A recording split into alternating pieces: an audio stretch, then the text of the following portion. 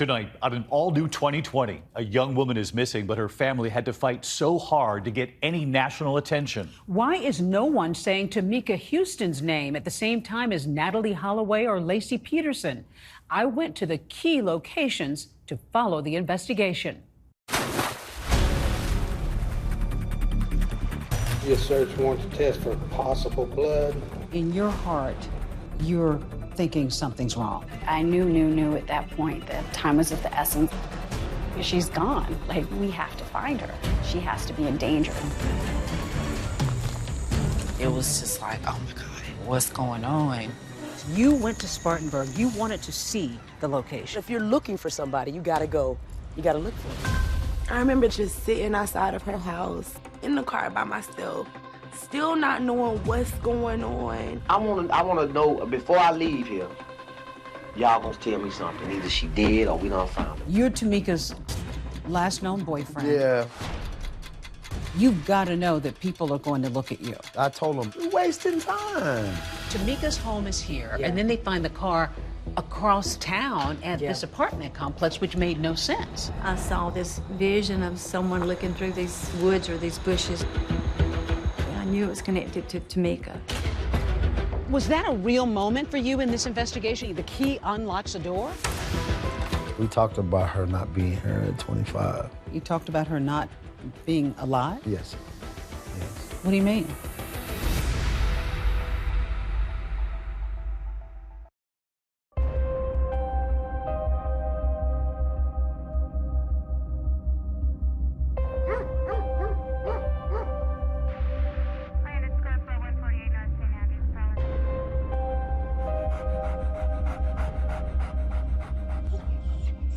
When police entered this home on June 16, 2004, they find a disturbing scene.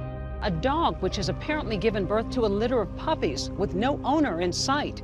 That discovery would trigger the search for 24-year-old Tamika Huston.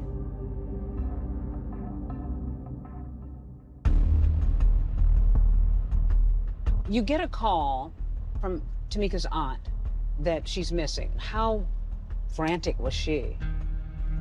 In missing person cases, you learn from how the family reacts. And once I met with Rebecca and talked with her, I knew it was serious. My name is Steve Lamb. I was the lieutenant over the investigation bureau at the time. I did not know Tamika, but I felt like that Rebecca knew something was not right. My sister Gabriella called me and she said, listen, she said, Beck, she said, I called her and she hasn't called me back yet. I was like, oh my gosh, Gabby, you know what? She hasn't called me back either. And what are you thinking? I panic at that point, because it's one thing for her to ignore a casual message, but not a message like, Tamika, I need you to call me right now. So I picked up the phone and called the Spartanburg Public Safety Department to report her missing. So you get this call. What's your first effort to check this out? So our patrol division responds first. They check the residence. Nothing unusual, knock on the door, check the mailbox, check with neighbors.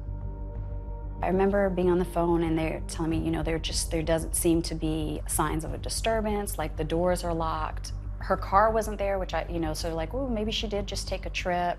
To be honest with you, it was typical for her to, go through a moment where she was just doing her own thing. So it didn't really raise any red flags. Tamika's parents were divorced. Her dad lived in South Carolina and her mom, Gabriella, lived in Virginia. It wasn't unlike her to get in her car and drive from Spartanburg and show up at Gabby's doorstep with no notice. Showed up in Miami and called me and was like, hey, I'm gonna come down for dinner tonight. We had family all up and down the East Coast. Just no one had heard from her. At what point do you go in? One of the investigators felt like there was an odor coming from the residence.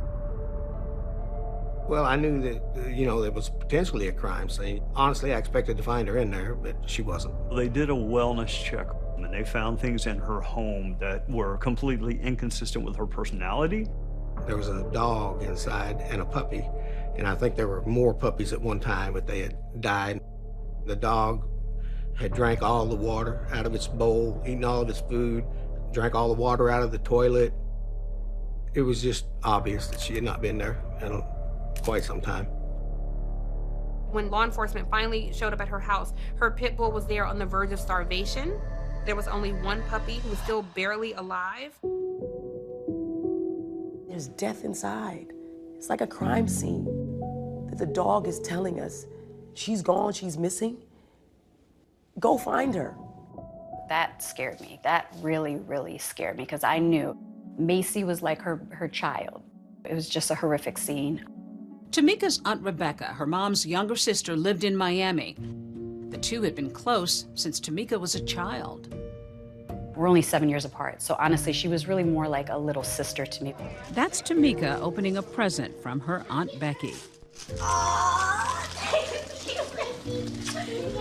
my gosh, I wanted to see. She was full of personality. She was only 4'11", but when she walked into the room, you'd think she's 6 feet tall because she just commanded the attention of the room. Me and Tamika actually met in junior high school. She had just transferred from another district, and I was assigned to her that day. Kind of showed her around the school, became fast friends.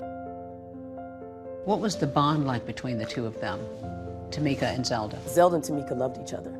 They were, thick as thieves right away. They were more than friends, they were sisters. At the time, Tamika lived with her father, Anthony, in Spartanburg, South Carolina, where she would eventually settle. She loved my dad. They fuss, fight, just like any other father and daughter relationship. But I do know that my dad, he loved the ground that my sister walked on. My name is Antonia.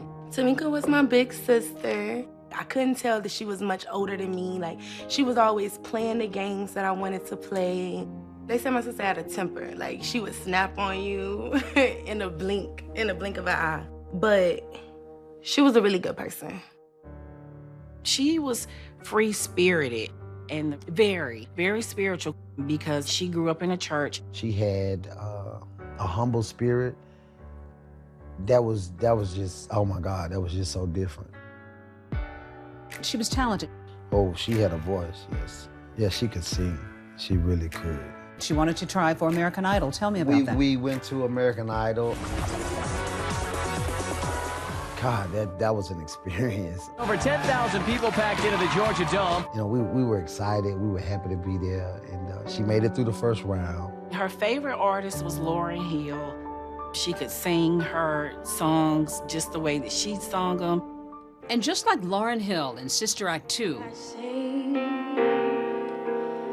because I'm happy. Tamika does a rendition of His Eye is on the Sparrow at her aunt's wedding. His eye is on the sparrow. She sang at your wedding. She did, yeah. It's one of the most special memories we have. We talked about it for years, even before I was engaged to be married. I'm gonna sing at your wedding one day. He watches me.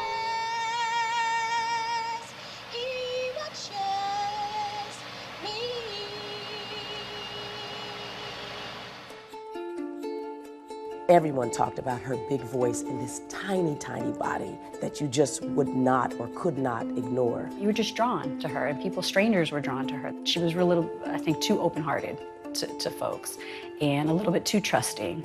She had a soft heart for people and for animals. Yeah, she loved animals. I'm not a dog person, but Tamika loved her dogs.